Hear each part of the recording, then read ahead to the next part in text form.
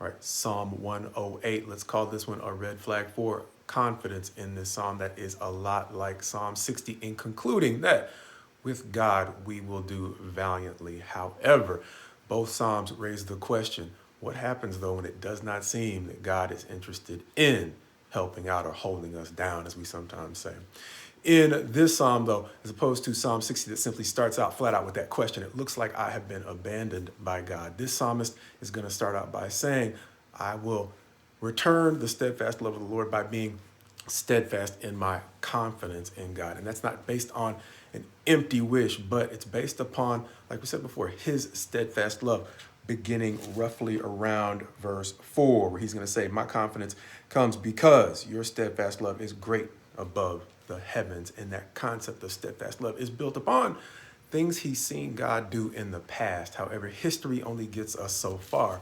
So about verse 7, he is going to build upon his understanding of what God has done and understanding of what God has promised to do, so that he is not simply looking for the good old days. Verse 7 reading, God has promised in his holiness.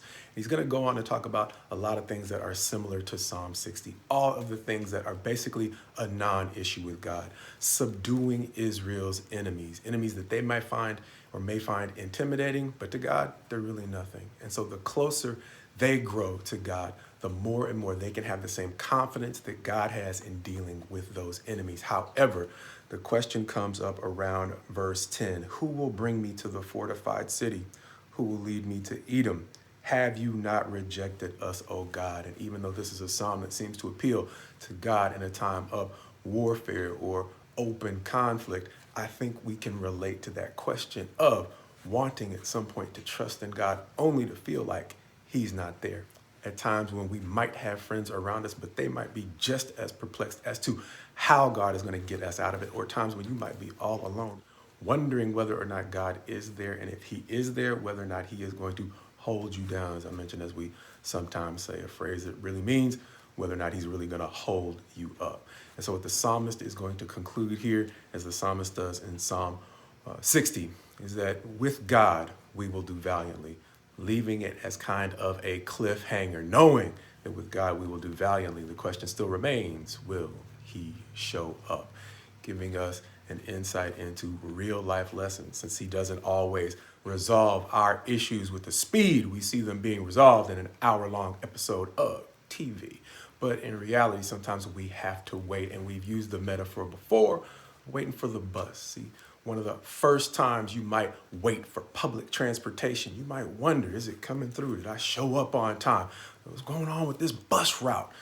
But the more you become familiar with the patterns of a certain line of public transportation, whether it's consistently arriving on time or whether or not you have to wait a few minutes, but you can still trust it to show up, your early confidence might be a little bit shakier than the later confidence you develop with familiarity. Likewise with God, there are times when a red flag for introspection or needing to go back to the mirror comes about when we realize that we might have expected him to show up at a certain time, but he did not show up. And much like our first couple of runs at a bus route might cause us to double check and make sure we are at the right spot, waiting on the right bus, heading to the right destination. When we expect God to show up, one of the first things we should do beyond simply questioning God is maybe question ourselves. And in Israel, he had hardwired some passages that were similar to a bus schedule that you might be able to pull up on your phone. And in Deuteronomy 27 through 29, he told them that in times when it seemed like he was not there, these were some red flags they would need to check for to make sure that they were actually in the right place. And so in our public transportation metaphor, when we are questioning whether or not the bus is showing up on time, one of the things that's incumbent upon us to do is to make sure that we are in the right place. And so the wisdom in these psalmists, if it's two different psalmists in Psalm 60 and Psalm 106, is that they are realizing that at times when it seems like God has not shown up, one of the first things they need to do is double check whether or not they are where they need to be, causing us to recall the reason why we sometimes say God's best to you as you go forward in him, using those times in which it appears that God has not shown up as red flags for making sure that we are where we need to be.